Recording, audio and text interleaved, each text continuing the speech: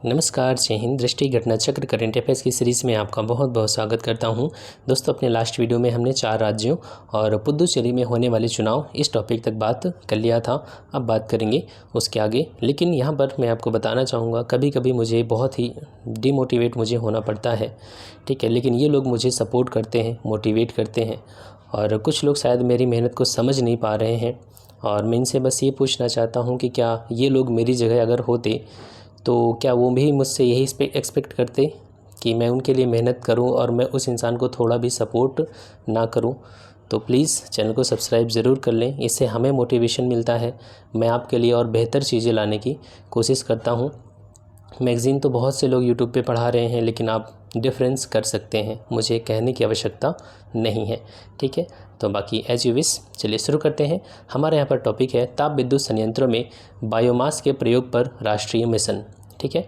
तो जो हमारे थर्मल पावर प्लांट हैं, आप जानते हैं कि यहाँ पर किसका यूज़ किया जाता है। थर्मल पावर प्लांट्स में कोयले का यूज़ किया जाता है। लेकिन इस कोयले की वजह से बहुत सारी ग्रीन हाउस गैसेस का उत्सर्जन होता है, और ये ग्रीन हाउस गैसेस अंततः ग्लोबल वार्मिंग को बढ़ावा देती हैं, जिसका परिणाम होता है जलवायु परिवर्तन। और कहीं ना कहीं जलवायु परिवर्तन पूरी दुनिया के साथ भारत को भी दुष्प्रभावित कर रहा है, ठीक है। तो यहाँ पर सरकार कोशिश कर रही है कि हम ये जो कोयला है इसकी जगह हम बायोमास का यूज़ करें। बायोमास क्या होता है? बहुत ही आसान है। जो धान और अन्य फसल है उनकी कटाई के बाद जो अवशेष बच जाता है, उसी को अगर हम खेतों में जलाने के बजाय इन थर्मल पावर प्लांट में यूज़ कर लें तो इसका दोहरा फ़ायदा हो जाएगा। पहला फ़ायदा क्या होगा कि यहाँ से जो इधर वेस्टर्न यूपी है, पंजाब है, हरियाणा है, यहाँ पर जब गेहूँ कटने के बाद पराली जलाई जाती है तो इस पराली का नुकसान होता है। यहाँ पूरे दिल्ली में स्मॉग जमा हो जाता है, ठीक है, स्मॉग बनने लगता है। जो कि स्मॉग वर्ड है ये सेकेंडरी पोल्यूटेंट में आता है, द्वितीयक प्रदूषक में आता है, ठीक है। क्योंकि ये जो है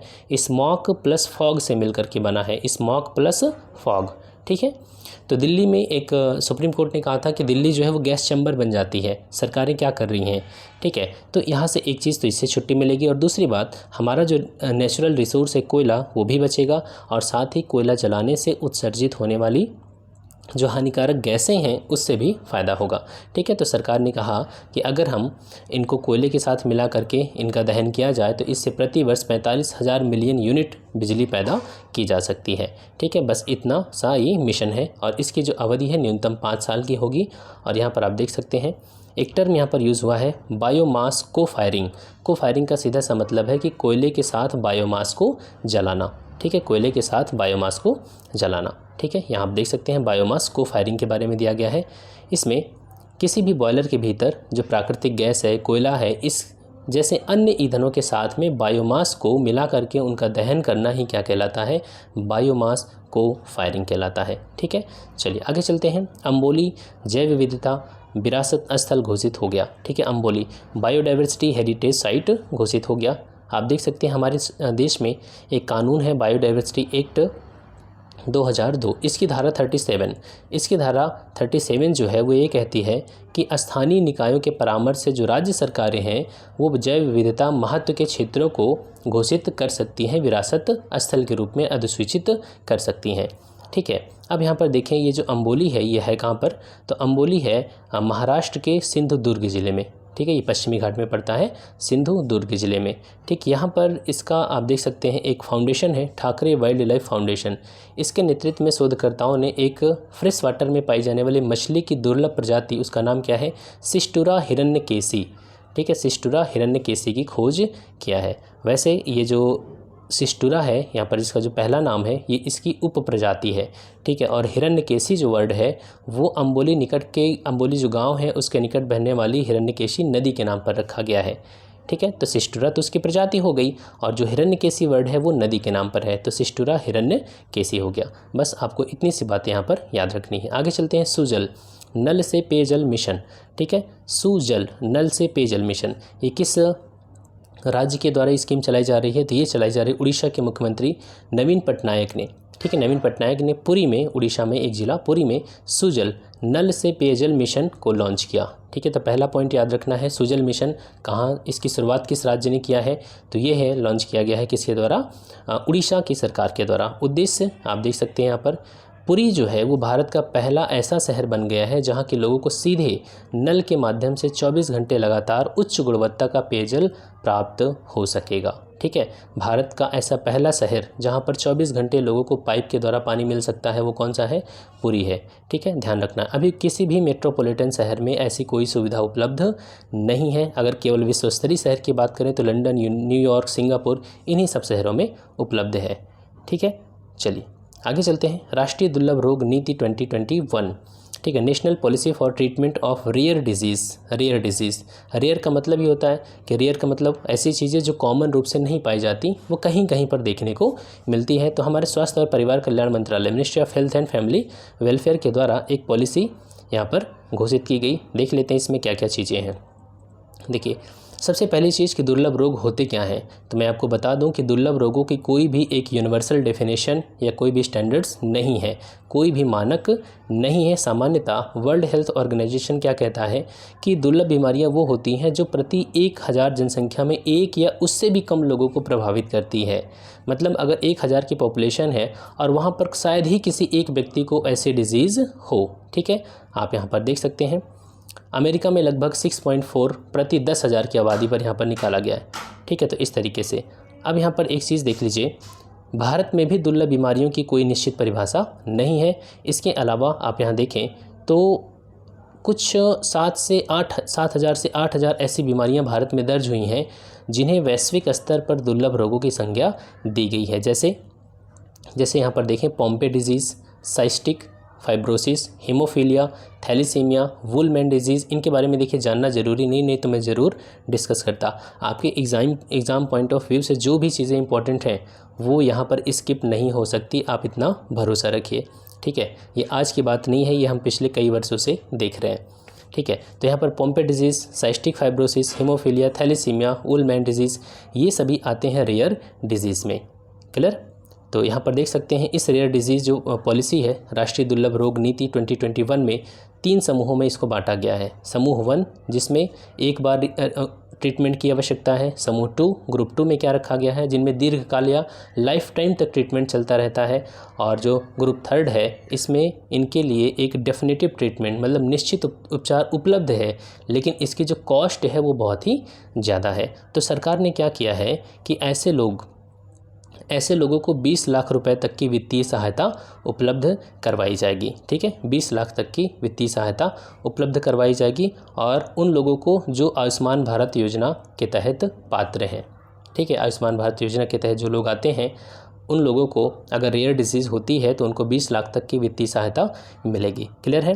अब यहाँ पर आप देख सकते हैं कि इसमें जो एम्स हमारा होगा दिल्ली का, वो एक नोडल हॉस्पिटल होगा इनके ट्रीटमेंट के लिए। ये जो दुर्लभ रोग होंगे इनकी रोकथाम और उपचार के लिए एम्स एक नोडल हॉस्पिटल होगा। क्लियर है?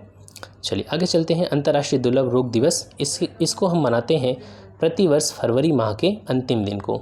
ठीक है, फरवरी माह का जो अंतिम दिन होता है वो अंतर्राष्ट्रीय दुर्लभ रोग दिवस के रूप में मनाया जाता है 28 फरवरी को। क्लियर? अगर देखें यहाँ पर तो जो पहला अंतर्राष्ट्रीय दुर्लभ रोग दिवस था वो 29 फरवरी 2008 को मनाया गया था। चूँकि 2008 जो है वो लीप ईयर था इसलिए यहाँ पर 29 फरवरी हो गया। नेक्स्ट टॉपिक, आज़ादी का अमृत महोत्सव, इंडिया एट 75।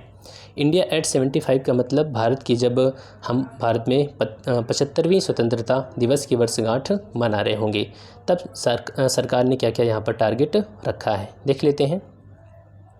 देखिए, ये जो आज़ादी का अमृत महोत्सव पहल है, इनिशिएटिव है, ये साबरमती आश्रम अहमदाबाद गुजरात से हमारे प्रधानमंत्री नरेंद्र मोदी जी ने इस महोत्सव को लॉन्च किया है। ठीक है, और यह जो पहल है ये 15 अगस्त 2023 तक ये जारी रहेगी।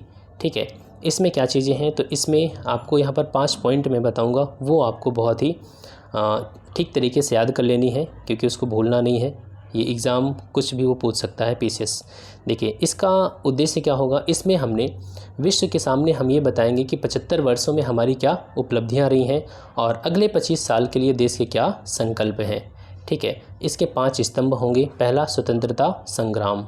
ठीक है, और जो ये तो पहला हो गया। अब यहाँ पर दूसरा, 75 वर्ष पर विचार, जो हमने पिछले 75 वर्ष हमारे देश का बीता है कैसे उस पर विचार। 75 वर्ष पर उपलब्धियाँ, 75 वर्ष पर कार्य और 75 वर्ष पर संकल्प। तो विचार, उपलब्धियाँ, कार्य, संकल्प, और यहाँ जो फर्स्ट पॉइंट था वो ये था स्वतंत्रता संग्राम। ये 5 पिलर हैं, इनको आप मत भूलिएगा बिल्कुल भी, ठीक है। नेक्स्ट है युवा प्रधानमंत्री योजना। 29 मई 2021 को जो हमारा उच्च शिक्षा विभाग है, department of higher education, education ministry के अंतर्गत आता है। इसमें 30 वर्ष से कम आयु के युवा और नवोदित लेखकों को, मतलब जो भी यूथ है, यंग लेखक राइटर्स हैं, उनको ट्रेनिंग देने के लिए युवा प्रधानमंत्री योजना, युवा का फुल फॉर्म क्या है, prime minister scheme for mentoring young authors, ठीक है, इस स्कीम को लॉन्च किया गया है, ठीक है। तो बस ठीक है, आगे चलते हैं। सघन मिशन इंद्रधनुष 3.0। सघन मिशन इंद्रधनुष, इसका क्या मतलब है, इंटेंसिफाइड मिशन इंद्रधनुष। आप जानते हैं कि जो मिशन इंद्रधनुष है ये टीकाकरण से संबंधित है और ये बहुत ही पहले से चलाया जा रहा है। भारत सरकार इसको 25 दिसंबर 2014 से ही मिशन इंद्रधनुष के नाम से चला रही है। सभी को टीका लगाया जाना चाहिए, ये कोरोना वैक्सीन का टीका नहीं, ठीक है, बाकी जो टीके हैं। अब यहाँ पर देखें, ये जो मिशन इंद्रधनुष का उद्देश्य है वो देश के सभी बच्चों जिनकी उम्र 2 साल से कम है और गर्भवती महिलाओं का तीव्र गति से 100% वैक्सीनेशन करना। अब यहाँ पर जो ये मिशन इंद्रधनुष है इसके हमने कई चरणों को संपन्न कर लिया है। तो अब सरकार ने यहाँ पर टारगेट किया है मिशन इंद्रधनुष 3 का शुभारंभ कर दिया 2021 से, ठीक है। इसका क्या टारगेट है उसको देख लेते हैं। देखिए यहाँ पर इसका फोकस होगा ऐसे बच्चे और गर्भवती महिलाएं जो कोविड-19 के कारण इस टीकाकरण से वंचित रह गए हैं। मतलब जो उनको टीका लगना था लेकिन कोविड-19 की वजह से क्या हुआ, पूरी सप्लाई चेन बाधित हो गई, लोग एक दूसरे जगह आ जा नहीं सकते थे। इस वजह से वैक्सीनेशन प्रोग्राम भी क्या हुआ, रुक गया था। तो अब सरकार इंटेंसिफाइड मिशन इंद्रधनुष लॉन्च करके इन बच्चों और जो प्रेग्नेंट वुमेन हैं उनको वैक्सीनेट करेगी, ठीक है। और यहाँ पर इसके अंतर्गत जो माइग्रेट करके जो हमारे श्रमिक हैं एक दूसरे से दूसरी जगह जाते रहते हैं उनको भी इसमें टारगेट किया गया है, ठीक है। और सरकार ने कोशिश किया है कि जो हमारा टीकाकरण का लक्ष्य है देश के सभी ज़िलों में 90% तक कंप्लीट टीकाकरण हो जाना चाहिए, ये लक्ष्य डिसाइड किया गया है, ठीक है। इंटेंसिफाइड मिशन इंद्रधनुष, ठीक है। आगे चलते हैं चमोली त्रासदी के बारे में। चिपको मूवमेंट हुआ था, आपको पता है, उत्तराखंड में पेड़ काटने के विरुद्ध हुआ था और यहीं पर अभी एक त्रासदी हो गई। उत्तराखंड तो हालांकि कई त्रासदियों का गवाह रहा है और इसके पीछे कहीं ना कहीं पर जो हमारे नेचर है वो रिएक्ट कर रही है, ठीक है। ग्लोबल वार्मिंग हो या क्लाइमेट चेंज हो, इन सभी चीज़ों को देखते हुए यहाँ पर बात करें, चमोली में नंदा देवी पर्वत की ढलान पर एक ग्लेशियर टूट गया था। उस ग्लेशियर के टूटने से धौली गंगा और ऋषि गंगा नदी में बाढ़ आई थी और इसकी वजह से वहाँ पर कई डैम टूट गए, जो तटवर्ती इलाके थे वहाँ पर भीषण बाढ़ आई और ठीक है, इससे जान माल को काफ़ी नुकसान पहुँचा। जैसे यहाँ पर आप देख सकते हैं तपोवन विष्णुगढ़ और ऋषि गंगा जो हमारा लघु जल विद्युत परियोजना है इसको नुकसान पहुँचा था, ठीक है। अब ध्यान रखना, ये जो ऋषि गंगा नदी है ये अलकनंदा की सहायक नदी है। अब इसके पीछे कारण जो बताया जाता है वो कई कारण बताया गया। कुछ विशेषज्ञ बोले कि ये हैंगिंग ग्लेशियर था, ठीक है, और वो टूट गया था। इसके अलावा कुछ लोगों ने कहा कि ये जो है वो माइका चट्टान के ऊपर स्थित था, इस वजह से जब अस्थिर हुआ तो इनस्टेबल होते होते वो नीचे चला आया, ठीक है। तो यहाँ पर आपको कारण यहाँ पर नहीं जानना, वो आपका डिजास्टर मैनेजमेंट मेंस का टॉपिक होगा, ठीक है। तो आप यहाँ पर इसको छोड़ सकते हैं। आगे चलते हैं, चमोली के बारे में थोड़ा सा देख लीजिए। चमोली जो उत्तराखंड में ज़िला है, इसका एक गांव है माना गांव। वहां पर भारत के सबसे ऊंचाई वाले हर्बल पार्क का उद्घाटन किया गया है, ठीक है, हर्बल पार्क। नेक्स्ट है, यहाँ पर देखें तो यह जो है इसकी आप लोकेशन देख लीजिए, समझ में आ जाएगा। ये है चमोली, ठीक है, उत्तराखंड, और इधर जो बाउंड्री है वो चाइना की है। ये है चमोली डिस्ट्रिक्ट, देख रहे हैं ना, चमोली की जो बाउंड्री है वो चाइना से मिलती है। कलर चेंज कर देता हूँ यहाँ पर, ठीक है। और यहाँ पर है बगल में उसके पिथौरागढ़, क्लियर है। चलिए आगे चलते हैं। रतले पनबिजली परियोजना के बारे में 20 जनवरी 2021 को प्रधानमंत्री की अध्यक्षता में कैबिनेट ने 850 मेगावाट की जो रतले पनबिजली परियोजना है इसके निवेश की स्वीकृति दे दिया। अब ध्यान रखना है कि ये जो जब भी हम हाइड्रो इलेक्ट्रिक पावर प्रोजेक्ट के बारे में पढ़ते हैं तो हमें क्या चीज़ें देखना होता है कि इसकी लोकेशन कहाँ पर है और ये किस नदी पर स्थापित किया जा रहा है इसको। तो ये होगी जम्मू कश्मीर में, यूटी है जो कि, और किश्तवाड़ ज़िले में है और चेनाब नदी पर है। किस नदी पर? रतले पावर प्रोजेक्ट चेनाब नदी पर स्थापित किया जा रहा है। ध्यान रखना है कि ये एक run of the river project है। Run of the river project क्या होता है, जैसे सपोज़ ये नदी है तो यहाँ पर जो run of the river hydro electric power project होते हैं उसमें डैम नहीं बनाया जाता। डैम तो बनेगा लेकिन जो वाटर स्टोरेज है वो हम नहीं करेंगे, मतलब पानी रोकने की व्यवस्था यहाँ पर नहीं की जाती। इसमें जो पानी का प्रवाह होता है वो चलता रहता है, या हम बहुत ही अल्प मात्रा में पानी को रोकते हैं। ठीक है, तो रन ऑफ द रिवर ये प्रोजेक्ट होगा। ठीक है, चलिए यहाँ पर देखें तो इसमें सरकार की हिस्सेदारी होगी, बस यहाँ कोई इम्पोर्टेंट नहीं। आगे चलते हैं, यहाँ पर देख सकते हैं ये इस चीज़ को आप ज़रूर देख लें जो चर्चा में रहती है पनबिजली परियोजनाएं, जैसे कि क्वार पनबिजली परियोजना, ये कहाँ पर है, ये चेनाब नदी पर बन रही है। इसके बाद किरथाई 2, ये कहाँ पर है, ये भी चेनाब नदी पर, दोनों ही किश्तवाड़ ज़िले में है। और यहाँ पर सावलकोट पनबिजली परियोजना, ये भी चेनाब नदी पर है। उरी और ये झेलम नदी पर है बारामूला ज़िले में। और दुल्हस्ती कहाँ पर है, चेनाब नदी पर। ठीक है, तो इतना ध्यान रखना है इसको। नेक्स्ट है भारत नवाचार सूचकांक 2020। भारत सरकार कई प्रोजेक्ट चला रही है, मेक इन इंडिया, आत्मनिर्भर भारत अभियान, ठीक है, और नीति आयोग ने अटल इनोवेशन मिशन शुरू किया है। तो इन सब चीज़ों को देखते हुए भारत सरकार राज्यों के बीच में कंपटीशन को बढ़ावा देने के लिए एक इंडेक्स तैयार करती है, भारत नवाचार सूचकांक। ठीक है, तो ये जो भारत नवाचार सूचकांक है इसका जो पहला संस्करण था उसको नीति आयोग ने 2019 में लॉन्च किया था। ठीक है, तो इसी क्रम में नीति आयोग ने इसका दूसरा संस्करण अभी जारी किया 20 जनवरी 2021 को। इसमें एक संस्था है, उसका नाम है IFC, इंस्टीट्यूट फॉर कॉम्पिटिटिवनेस। ये है नीति आयोग के साथ नॉलेज पार्टनर के रूप में काम करता है इस इंडेक्स को तैयार करने में। ठीक है, तो यहाँ पर देख सकते हैं इसमें जो सूचकांक बनाया गया उसमें दो शीर्षक हैं, एक है इनेबलर्स और दूसरा है परफॉर्मेंस। इनेबलर्स में क्या होता है कि नवाचार के लिए, इनोवेशन के लिए कितना इन्वेस्टमेंट किया गया है, मतलब इनपुट कितना लगाया गया है, इस आधार पे इनेबलर्स की कैटेगरी बनाई गई है। और वो किस तरीके से परफॉर्म करते हैं, मतलब रिज़ल्ट। एक तो हो गया इन्वेस्टमेंट, आप अभी पढ़ाई कर रहे हैं तो इन्वेस्ट कर रहे हैं, ठीक है, इसका रिज़ल्ट क्या होगा जब एग्ज़ाम आप देंगे तो वहाँ पर आपकी परफॉर्मेंस क्या होगी, उस आधार पे एक कैटेगरी बनाई गई है, रिज़ल्ट और आउटपुट के आधार पर। ठीक है, तो चलिए देख लेते हैं। इसमें सभी राज्यों, केंद्र शासित प्रदेशों को शामिल किया गया, जिनकी संख्या टोटल कितनी है, 36 है। 0 से 100 के बीच में सबको यहाँ पर पॉइंट्स दिए गए। तो आप देख सकते हैं अगर सभी राज्यों का हम निकालें तो इसका जो स्कोर है वो है 23.4 है। ठीक है, देखिए यहाँ पर जो कर्नाटक है बड़े राज्यों में वो प्रथम स्थान पर है, और जबकि बिहार जो है वो अंतिम 17वें नंबर पर है। यहाँ पर बात हो रही है बड़े राज्यों की, ध्यान रखना है बड़े राज्यों में। ठीक है, अगर उत्तर पूर्वी या पहाड़ी राज्यों की बात करें तो इसमें हिमाचल प्रदेश टॉप पर है और मेघालय जो है वो अंतिम स्थान पर है। केंद्र शासित प्रदेश की बात करें तो यहाँ पर दिल्ली टॉप पर आ जाता है, और जबकि लक्षद्वीप जो है वो लास्ट में है। ठीक है, अंतिम पोजीशन पर है। अगर कोई कैटेगरी ना बनाएं, सबकी ओवरऑल रैंकिंग तैयार करें स्टेट और यूटी की, तो इसमें दिल्ली सर्वश्रेष्ठ प्रदर्शन करता है। ठीक है, क्लियर। चलिए अब यहाँ पर आप इसको ऐसे भी देख सकते हैं, जो कर्नाटक है बड़े राज्यों में वो टॉप पर आता है, सेकेंड नंबर पर आता है महाराष्ट्र। नेक्स्ट है इनेबलर्स में, अभी हमने बात किया था ना कि वहाँ पर इनपुट किस तरीके से लग रहा है, तो इनपुट के मामले में केरल टॉप पर है इनेबलर्स घटक में, और सेकंड नंबर पे आता है तमिलनाडु। ठीक है, बड़े राज्यों में। और उत्तर पूर्वी राज्यों में इनेबलर्स में सिक्किम है, और केंद्र शासित प्रदेशों में चंडीगढ़ आता है। अब अगर परफॉर्मेंस की बात करें तो परफॉर्मेंस में बड़े राज्य में कौन सबसे अच्छा परफॉर्म कर रहा है, कर्नाटका। और अगर पहाड़ी राज्यों की बात करेंगे तो उत्तराखंड, और यूटी की बात करेंगे तो कौन है, दिल्ली है। ठीक है, और यहाँ पर आप देख सकते हैं इसमें अगर उत्तर प्रदेश को ज़रा ढूंढें वो कहाँ पर है, तो इनेबलर्स घटक के अंतर्गत यहाँ एक मिनट, यहाँ पर जो ये इंडेक्स है राज्यों की श्रेणी में उत्तर प्रदेश कहाँ पर आता है, 9वें नंबर पर आता है, और इसका स्कोर कितना है, 22.85। आप ये दोनों पॉइंट याद रखेंगे, 9वां स्थान और 22.85।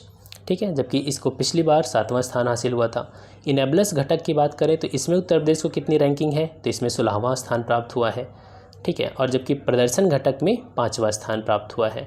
तो आपको यहाँ पर तीनों पॉइंट याद रखने पड़ेंगे, वो कुछ भी पूछ सकता है। ये पूछ देगा कि राज्यों की कैटेगरी में बताइए तो 7वां स्थान है, अगर इनेबलर्स कंपोनेंट में पूछा है तो 16वां है, और परफॉर्मेंस के बारे में बात करेगा तो वो 5वां स्थान आता है। ठीक है, क्लियर। चलिए नेक्स्ट, स्टैच्यू ऑफ यूनिटी के साथ रेल कनेक्टिविटी। देखिए, स्टैच्यू ऑफ यूनिटी पर्यटन के लिए एक बहुत ही अच्छा सोर्स है, ठीक है, गंतव्य है।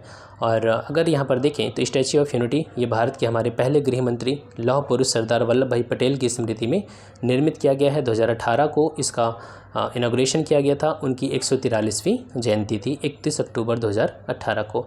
इसकी जो ऊंचाई है 182 मीटर है, दुनिया की सबसे ऊंची प्रतिमा है कहाँ पर, तो ये नर्मदा ज़िले में है, केवड़िया नामक जगह पर। और इसकी जो डिज़ाइन थी वो किसने बनाया था, मूर्तिकार श्री राम वी सुतार ने बनाया था, श्री राम वी सुतार ने बनाया था। ठीक है, अब यहाँ पर देखें तो सरकार क्या चाहती है कि सरकार वहाँ पर जो एक केवड़िया नामक रेलवे स्टेशन है, कनेक्टिविटी को बढ़ावा दिया जाए, उस केवड़िया नामक रेलवे स्टेशन से अन्य क्षेत्रों को जोड़ा जाए ताकि भारत के अन्य क्षेत्रों के लोग आसानी से वहाँ तक पहुँच सकें। ठीक है, तो यहाँ पर सरकार ने, प्रधानमंत्री जी ने वीडियो कॉन्फ्रेंसिंग के माध्यम से विभिन्न स्थानों से केवड़िया को जोड़ने के लिए 8 नई रेलगाड़ियों को हरी झंडी दिखाया था। ठीक है, जैसे ये ट्रेनें हैं, आप देख सकते हैं, वाराणसी से चलेगी केवड़िया के लिए, दादर, अहमदाबाद, केवड़िया, हजरत निजामुद्दीन मतलब दिल्ली, और रीवा, और यहाँ चेन्नई से भी आएगी, प्रतापनगर। तो इस तरीके से 8 ट्रेनों को हरी झंडी दिखाई गई।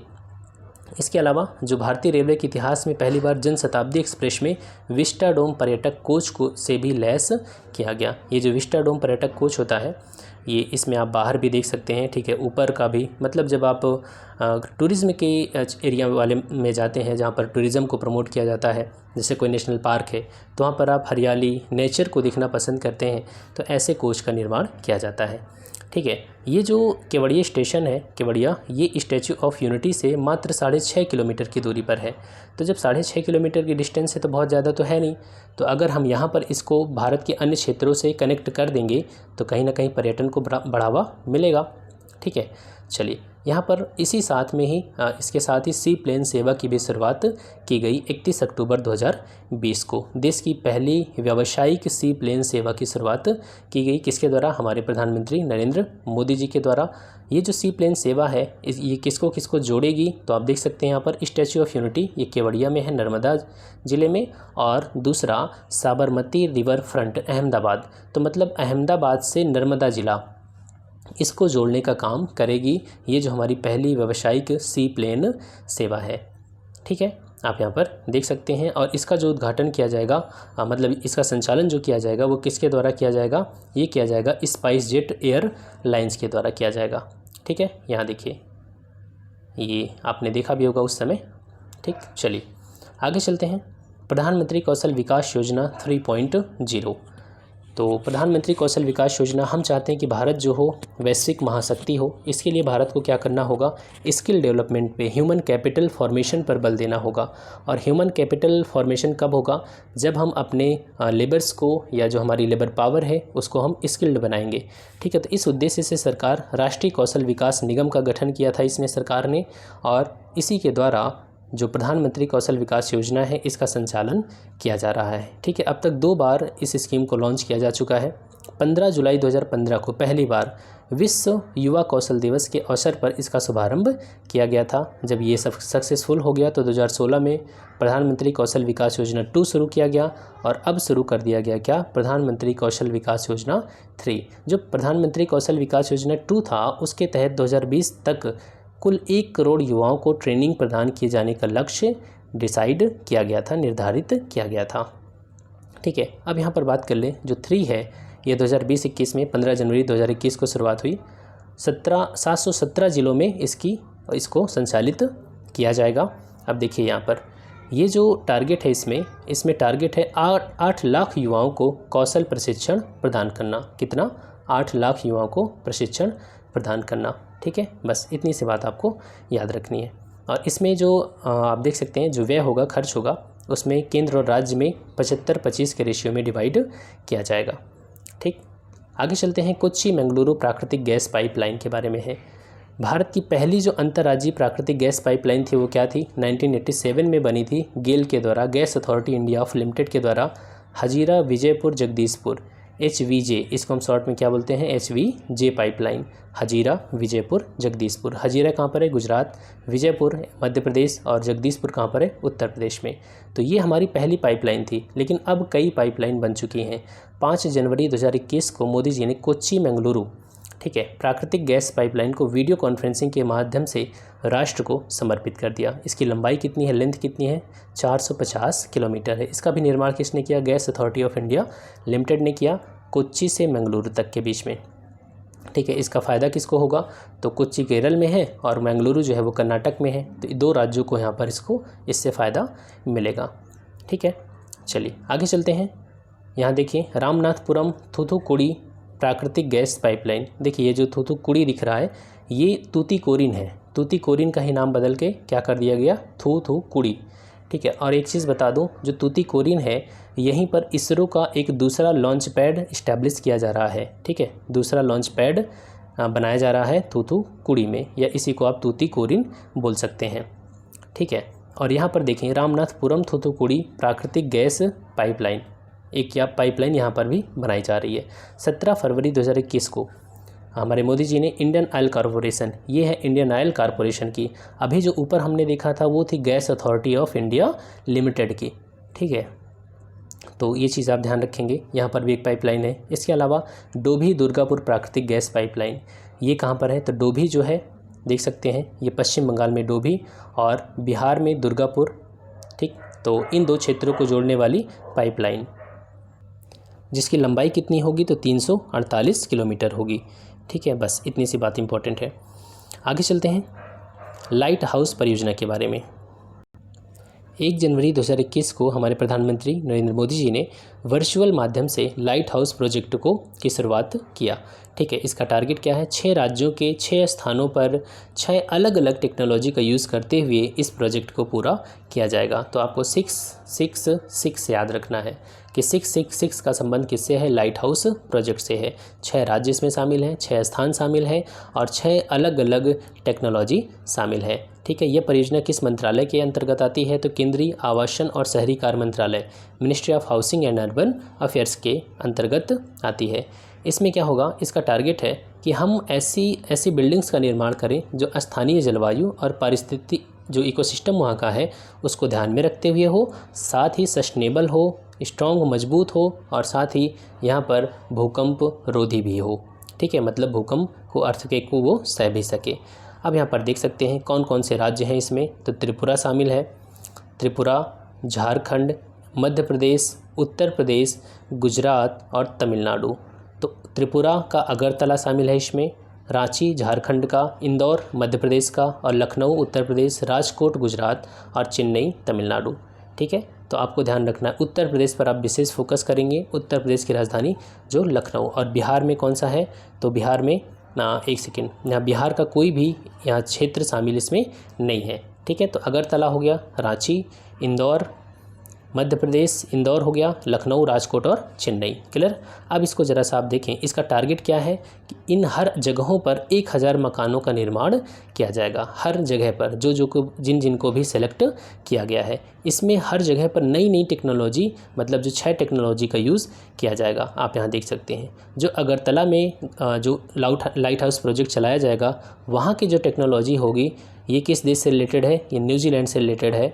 और इस टेक्नोलॉजी का नाम क्या है, light gauge steel structural system and pre engineered steel structural system. ठीक है, अब चूँकि यहाँ पर इतना डिटेल में जाने की ज़रूरत नहीं है तो हम इसको यहीं पर छोड़ेंगे। लेकिन आप यहाँ पर देखें जो लखनऊ में है बनेगा लाइट हाउस प्रोजेक्ट के तहत, ये कनाडा से रिलेटेड है ये टेक्नोलॉजी, और ये इसका नाम क्या है, PVC stay in place formwork system. ठीक है, तो इस पॉइंट को आप गौर करेंगे इस पर। चलिए आगे चलते हैं। नेक्स्ट, इसके तहत जो मकान होंगे वो 12 महीने में कंप्लीट कर लिए जाएंगे। ठीक है, चलिए नेक्स्ट है 7वीं किसान रेल के बारे में है। जो 7वीं किसान रेल तो मतलब पहले भी चली होगी, तो इसकी शुरुआत से हम बात कर लेते हैं। 2020-21 के बजट में हमारी वित्त मंत्री श्री निर्मला सीतारमण ने कहा था कि जो पेरिसेबल आइटम्स हैं, मतलब जो जल्दी ख़राब हो जाती हैं, जैसे कि हो गया दूध है, मांस है, मछली है, तो इनके ट्रांसपोर्टेशन के लिए रेलवे को सपोर्ट करना चाहिए। तो इसी क्रम में पब्लिक प्राइवेट पार्टनरशिप के माध्यम से किसान रेल की शुरुआत करने की घोषणा की गई थी इस बजट में।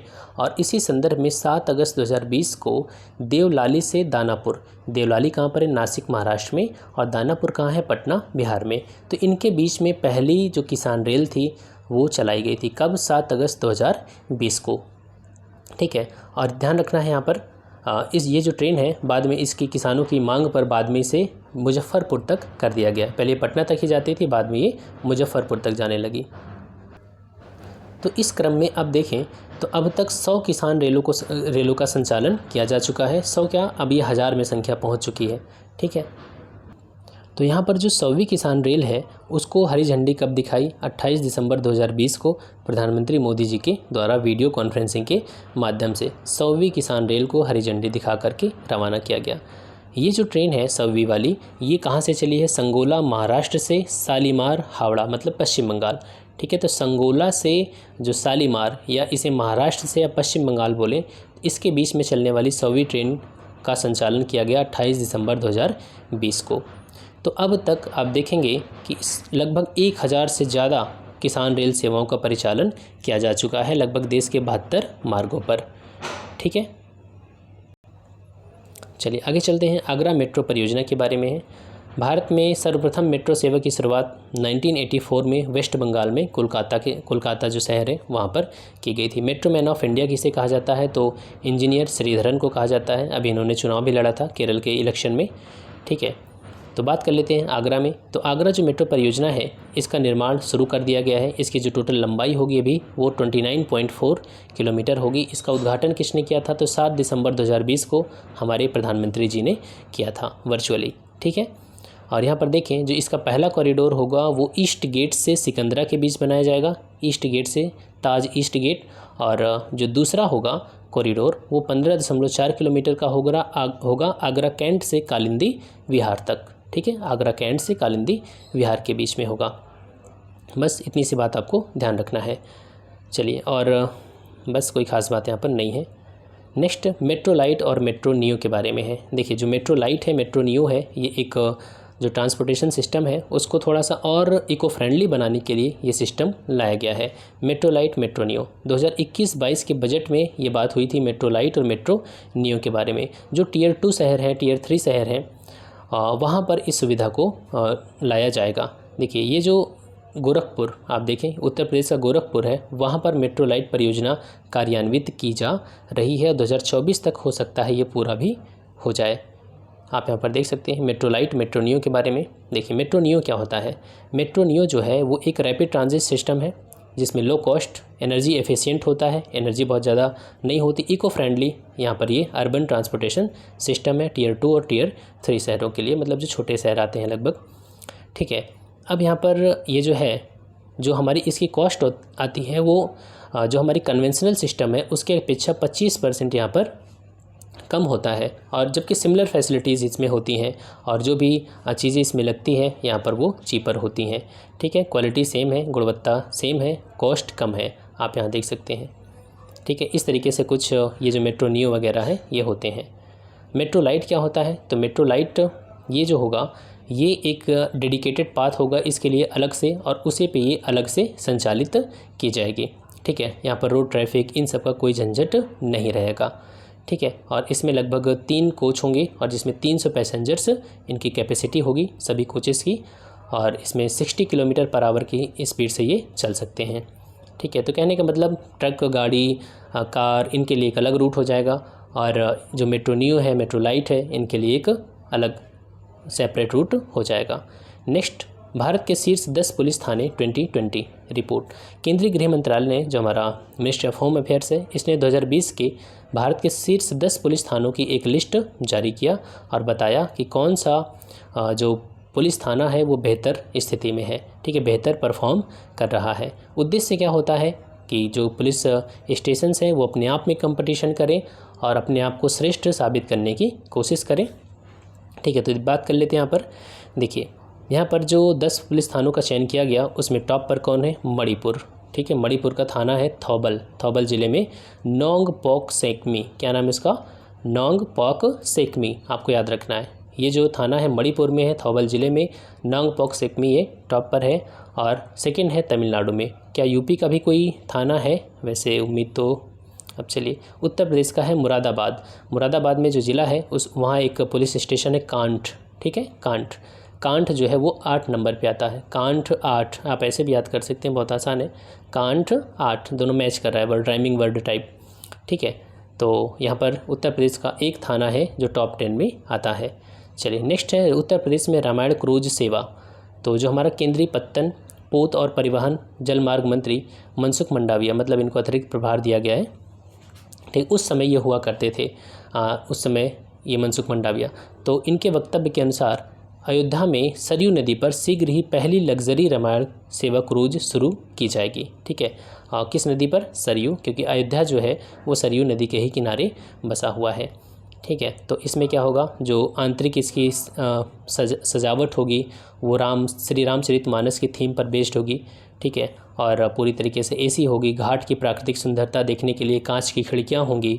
ठीक है, रामचरितमानस इसमें चलाया जाएगा। ठीक है, जो हमारे तुलसीदास जी के द्वारा लिखी गई है। आगे बात करें एकता क्रूज सेवा के बारे में, तो एकता क्रूज सेवा जो है ये जहाँ पर भी एकता वर्ड आया, इसका क्या मतलब हो गया, ये रिलेटेड हो जाएगा किससे? हमारे सरदार वल्लभ भाई पटेल, क्योंकि जो हमारी देसी रियासतें थीं उनको उनके एकीकरण में इनकी बहुत बड़ी भूमिका थी।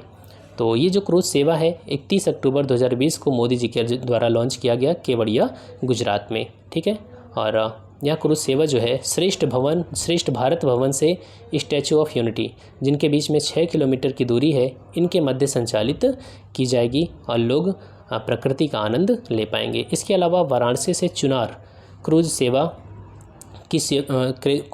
जो है उसकी शुरुआत की गई। ठीक है, वाराणसी के रविदास घाट से लेकर के चुनार के किले तक ये जाएगी। ठीक है, तो ये हो गया। अब है आगे बिहार विधानसभा आम निर्वाचन 2020। देखिए चुनाव बिहार विधानसभा का है, तो यहाँ पर ये हमारे लिए उतना इम्पोर्टेंट नहीं होता, लेकिन कुछ पॉइंट है जो आपको जानना ज़रूरी है।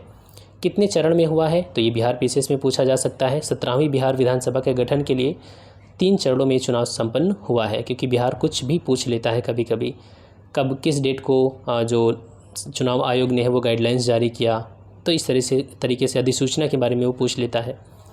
देखिए यहाँ आप देख सकते हैं, यहाँ पर बिहार विधानसभा चुनाव जो कार्यक्रम है वो 25 सितंबर 2020 को पूछा गया। ये जबकि 66वें बीपीएससी में क्वेश्चन पूछा भी गया था, सेम क्वेश्चन यहाँ पर। तो यहाँ देख लें, ये 3 चरणों में चुनाव होता है। इसका जो रिजल्ट आता है उसमें एनडीए ने 243 सीटों में से 125 सीटें जीत करके स्पष्ट बहुमत हासिल किया, और जो बाकी पार्टियां थीं उन्होंने एक गठबंधन बनाया था, उसका नाम था महागठबंधन। उसने 110 सीटें हासिल की थी। इस महागठबंधन को बहुमत तो नहीं मिला था, फिर भी इसमें जो आरजेडी थी, लालू यादव जी की पार्टी, उसको 75 सीटें मिली थी, और इस 75 संख्या के साथ ये सिंगल लार्जेस्ट पार्टी बनी रही। ठीक है, तो और यहाँ पर महिलाएं जो हैं उनकी संख्या लगभग 11% रही है, और नीतीश कुमार फिर से उन्हें विधायक दल का नेता चुना गया। और लगातार यहाँ पर इन्होंने मतलब कुल 7वां अवसर है जब नीतीश कुमार ने बिहार के मुख्यमंत्री पद की शपथ ली, और लगातार चौथा है, और कुल क्या है 7वां है। ठीक है, ध्यान रखना है। और 2 उप मुख्यमंत्री बनाए गए, तारकिशोर प्रसाद और सुश्री रेणु देवी। ठीक है, 2 लोग बिहार के उप मुख्यमंत्री के रूप में नियुक्त किए गए। और विधानसभा के अध्यक्ष किसे बनाया गया विधानसभा का, तो विजय कुमार सिन्हा। क्लियर है। चलिए अब यहाँ पर आप देख सकते हैं पंजाब के नए मुख्यमंत्री, काफ़ी ज़्यादा राजनीतिक घटनाक्रमों में परिवर्तन हुआ है अभी हाल फिलहाल में, तो आप उसको एक नज़र देख लीजिए। अभी पंजाब के मुख्यमंत्री हुआ करते थे इससे पहले कैप्टन अमरिंदर सिंह, तो उन्होंने त्यागपत्र दे दिया कांग्रेस के अंतर्कलहों के कारण। तो अब किसको बनाया गया, चूँकि चुनाव होना है तो यहाँ पर जो दलित समीकरण है उसको देखते हुए चरणजीत सिंह चन्नी, इनको पंजाब का मुख्यमंत्री बनाया गया। नियुक्त किसने किया, वहाँ के राज्यपाल बनवारी लाल पुरोहित। अब यहाँ पर एक चीज़ समझिए, क्या जब कोई मंत्रिपरिषद या मुख्यमंत्री त्यागपत्र देता है तो क्या विधानसभा का विघटन हो जाता है? नहीं। अगर विधानसभा का विघटन होता तो चुनाव तो अभी हो जाता, क्योंकि जो सरकार होती है वो विधानसभा में बहुमत पर डिपेंड करती है। तो कोई मुख्यमंत्री त्यागपत्र देता है या प्रधानमंत्री त्यागपत्र देता है तो सिर्फ मंत्रिपरिषद का विघटन होता है। अगर इन केस जब राज्यपाल विधानसभा का विघटन कर दे, जब विधानसभा का विघटन राज्यपाल करता है तो पूरी विधानसभा भंग हो जाती है। ठीक है, तो अंतर समझ लेना है आपको। मुख्यमंत्री के त्यागपत्र देने से, अगर उसने ऐसे ही त्यागपत्र दिया है, ठीक है, विधानसभा में बहुमत अभी उसे हासिल है, तो एक नया मुख्यमंत्री आ जाएगा, सरकार बनी रहती है। ठीक है, तो आपको यहाँ पर ये चीज़ समझना है। तो कैप्टन अमरिंदर सिंह ने त्यागपत्र दिया, चरणजीत सिंह चन्नी को पंजाब का सीएम बनाया गया। अन्य जो बदलाव है वो देख सकते हैं, भूपेंद्र पटेल गुजरात के सीएम बने, इससे पहले विजय रूपाणी थे गुजरात में। आगे देख सकते हैं पुष्कर सिंह धामी उत्तराखंड के ये सीएम बनाए गए, और इससे पहले कौन थे, तीरथ सिंह रावत, इनसे पहले भी TSR ही थे, त्रिवेंद्र सिंह रावत थे। दूसरी बार बने तो ये भी TSR ही हैं, तीरथ सिंह रावत। अब कौन बन गया?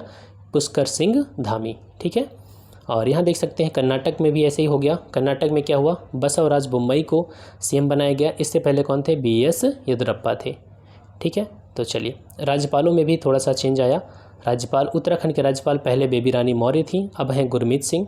पंजाब के बनवारी लाल पुरोहित। और यहाँ पर तमिलनाडु के जो राज्यपाल अभी हैं RN रवि हैं। नॉर्थ ईस्ट में इन्होंने उग्रवाद को, जो लेफ़्ट विंग एक्सट्रीमिज़म है, उसको कंट्रोल करने में काफ़ी भूमिका निभाई। ये अजीत डोभाल के शिष्य हैं, समझ लीजिए एक तरीके से, हमारे जेम्स बॉन्ड अजीत डोभाल। नागालैंड के राज्यपाल कौन है? जगदीश मुखी। ठीक है, पहले ये नागालैंड के राज्यपाल थे RN रवि, इनको तमिलनाडु भेज दिया गया। क्लियर है? तो इस वीडियो में इतना ही, मिलते हैं नेक्स्ट वीडियो में। अब मैं कोशिश करूँगा कि जल्दी वीडियो आपको प्रोवाइड करूँ। ठीक है, thanks for watching, keep smiling.